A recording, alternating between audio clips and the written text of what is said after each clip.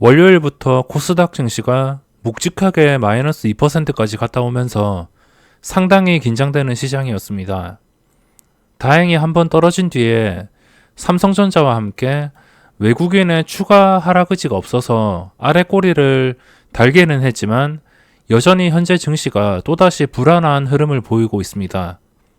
이 중 다행인 게 삼성전자의 주가가 이렇게 떨어지지 않고 오늘도 1%의 상승을 하면서 마감을 하였습니다. 지금 삼성전자에서 외국인의 수급이 다시 들어오고 있기 때문에 이제 믿을 것은 삼성전자 주가가 5만원을 돌파와 함께 대형주 그리고 중소형주까지 덩달아 분위기를 맞춰가기를 기대해야 될 것 같습니다. 지금 코스닥 증시가 이때부터 제가 말씀을 드렸는데 장대 음봉이 나온 뒤에 이 음봉을 빠르게 회복을 못하고 회복하기는커녕 계속적으로 음봉이 나오고 있습니다. 4분기부터 어떻게 방향이 변할지는 모르겠지만 삼성전자를 제외한다면 지금은 마음 같아서는 인버스를 몰빵해버리고 싶은 시장이라고 할 수 있습니다. 코스닥 레버리지와 인버스인데 이 지수 차트를 확인하는 것도 좋지만 추가적으로 레버리지와 인버스의 추세도 파악을 하시는 게 좋습니다. 최근 들어서 이것도 많이 보던 차트라고 할 수 있습니다. 정규 시장에서 이걸 인버스가 아닌 그냥 일반적인 종목이라고 본다면 정규 시장에서 아니면은 신고가를 찍었던 종목이 한번 내려갔다가 다시 황금선을 회복하고 안정을 찾는 시기라고 할 수 있습니다. 그러니까 지금 상태에서는 하락에 대한 분위기가 크기 때문에 지금은 마음 같아서는 인버스를 매수하고 싶습니다. 이런 종목을 매수해도 인버스 대응하는 법도 간단합니다. 지금은 단기적으로 황금선을 회복했고 여기서 역시나 이 지수와 똑같이 황금선을 못 지켜준다면 그때 손절로 대응을 하면 됩니다. 어차피 여기서 손절을 해봤자 거의 한 2-3% 되는 가격? 손절 구간도 좀 그렇게 부담이 되는 상태가 아니고 손절 해봤자 3%까지 많으면 4%? 그렇기 때문에 지금 상태에서는 10월이 시작되고 또 수급이 엄청나게 악화가 돼서 회복을 하지 못한다면 그리고 삼성전자의 주가가 상승을 유지하지 못한다면은 망설임 없이 인버스로 접근을 해보려고 하고 있습니다. 지금은 삼성전자 때문에 분위기가 어느 정도 유지가 되고 있는 것 같고 상황에 따라서 10월이 돼봐야 알겠지만 역시나 이 외국인과 기관을 보면 증시를 올려줄 생각이 없습니다. 그냥 무조건 단타, 공매도, 그냥 단기성으로 수익을 내기 위해서 움직일 뿐 지수를 올려줄 생각은 없어 보입니다. 그리고 지금 26일까지 통계가 잡혔는데 개인의 신용잔고가 오늘까지 합치면은 9조 원이 넘었을 거라고 예상을 하고 있습니다.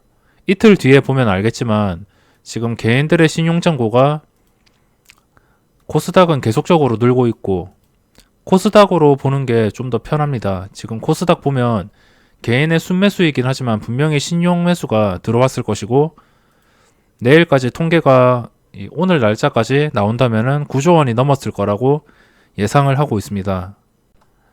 그럼 종목들을 한번 살펴보도록 하겠습니다. 시간에 거래해서 특이한 종목이 있는데 KNN이 홍정욱 관련 악재가 떠가지고 시간에 거래해서 점 하한가를 갔습니다. 그리고 제가 오전장에 오늘 매매를 시작하면서 대신 정보통신 때문에 매매가 꼬이면서 하루를 시작하였습니다. 9월 내내 손실이 없는 상태에서 조금 자신있게 진입을 한다고 이 종목에 접근을 하면서 오늘 오전장에 완벽하게 물려버려서 손절을 해버렸습니다. 약간 비중을 두고선 들어간 그런 장초반 매매라서 100만원 가까이의 손실이 났습니다. 이 종목에서만. 그리고 오늘 거래대금 상위를 차지했던 마니크 FNG 이게 오늘도 상한가 근처까지 올라갔습니다. 정말 괴물 주식이었고 오전장에 지켜봤는데 오후장에도 이렇게 올라가면서 시세를 주었습니다. 주가가 거의 떨어지지도 않고 이제 진정이 되나 싶었는지 시간의 거래에서 3% 정도 하락을 하고 있고 그동안 정말 쉬지 않고 많이 올랐습니다. 이제부터는 신의 영역이라고 할 수 있고 지금 상태에서 가끔씩 이렇게 괴물 종목을 보면 이게 다 오른 것 같은데도 장중에 10%까지 올랐다가 내려앉고 이런 경우들도 많습니다. 장대음봉이 뜰 때까지는 계속적으로 거래대금이 몰릴 것 같고 장중에 10%까지 올랐다가 윗골이 길게 눌려가지고 장대음봉이 뜨던가 그러면은 약간 쉬어가는 타이밍을 만들어 줄 것 같습니다. 이 종목은 오늘 매매를 하지 않고선 오전장에 그냥 상승하는 것을 멍하니 지켜보기만 했습니다.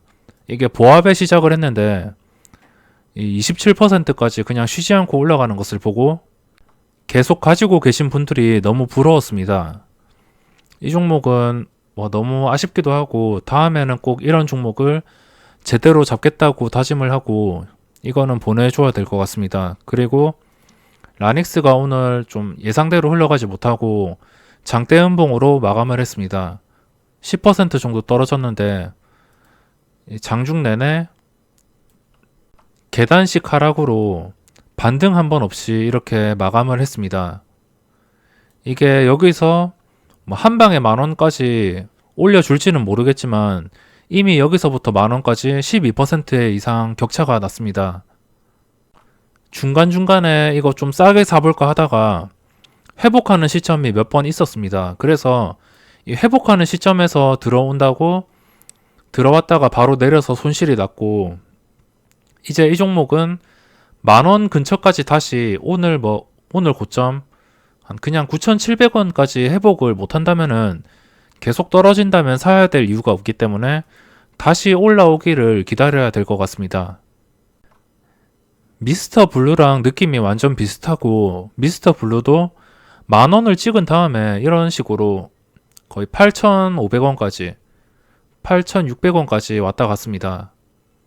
중간중간에 그만큼 변동성이 컸고 이 라닉스도 확실하게 그냥 9,700원 올라왔을 때 단타로 접근하면 되겠지만 확실하게 종가 기준으로 10,000원 이상에서 마감할 때 그때 들어가도 늦지 않기 때문에 종가 기준으로 10,000원 이상의 가격을 유지시켜 줘야지 접근해 볼 만한 것 같습니다. 지금은 떨어지는 칼날을 잡을 필요는 없고 일단은 계속 지켜보도록 하겠습니다. 그리고 써니전자가 시간의 거래에서도 급등. 이게 저도 오늘 이걸 매매했었는데 여기서 그나마 손실을 덜어낼 수 있었습니다. 오늘 거래량이 터지고 코스피 거래대금 상위에 올라갈 만큼 써니전자가 이 상위 첫 화면에 계속 이름을 올릴 만큼 상당한 거래량이 터졌습니다.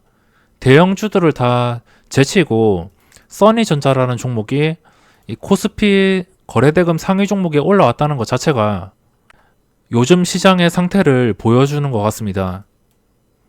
써니전자와 하천기계 이런 종목들이 지금 거래대금 상위를 차지했고 그리고 코스닥 거래대금 상위를 보시면 시장이 안 좋다는 것을 바로 느낄 수 있는 게 거래대금 상위 종목에 이렇게 마이너스 종목들이 상당히 많습니다.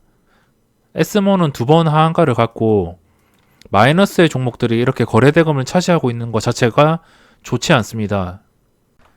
그래서 지금은 써니전자는 계속 볼 것이고 아무래도 이게 정치 테마주의다 보니까 KNN처럼 좀 뒤통수 치는 악재가 갑자기 나올 가능성도 분명히 있습니다. 물론 그러면 안 되겠지만 갑자기 뒤통수 칠 만한 악재가 나오는 게 이 정치 테마주의이기 때문에 조심해서 접근을 하셔야 되고 들고 가는 것보다는 들고 갔을 때 고점을 뚫어줘서 올라가면 좋겠지만 장중에 단타가 좀 수월해 보이는 것 같습니다. 지금 그리고 상태가 아직 체결이 안 됐지만 이쯤에 체결이 된다면 전 고점을 뚫어서 최고가를 1년 만에 최고가를 달성하는 것이기 때문에 지금 시간의 거래에서 큰 의미가 있을 것 같습니다.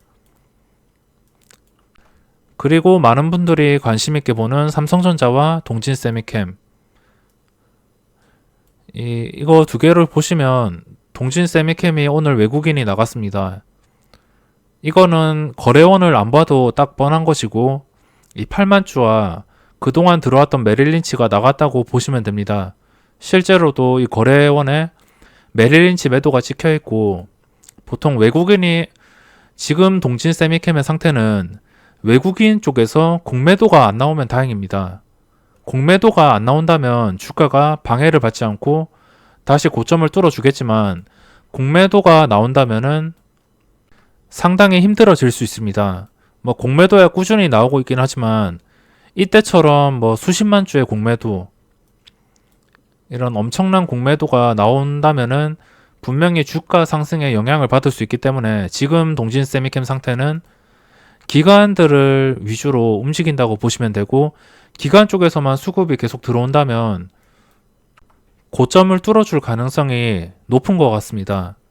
그리고 삼성전자가 배당 기준일 이후에 떨어졌다가 다시 제자리를 회복했습니다. 그것도 단 하루 만에 회복을 했고 오늘도 마이너스 1%까지 갔지만 플러스 1%로 2% 이상의 변동성을 주면서 봉의 크기가 큽니다. 다시 제자리로 돌아갔고 삼성전자에서 당연히 중요한 것은 외국인의 수급입니다. 뭐 기관 이런 애들은 다 필요 없고 물론 쌍끌이 매수가 들어온다면 좋겠지만 제일 중요한 것은 외국인의 수급이고 외국인이 대량 이탈하지 않는 이상은 지금 추세를 유지시켜주면서 이게 코스닥 분위기에도 영향을 줄 수 있고 코스닥의 하락을 방지해 줄 수 있는 유일한 종목이기 때문에 외국인의 동향을 계속적으로 살펴보시는 게 좋을 것 같습니다.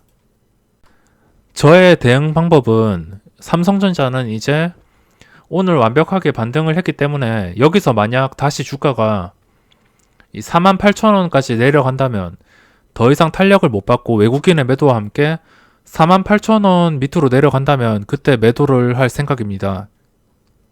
동진 세미캠도 공매도가 대량 나오거나 기관 쪽에서 대량 매도가 나올 경우에는 그때는 매도를 할 예정입니다.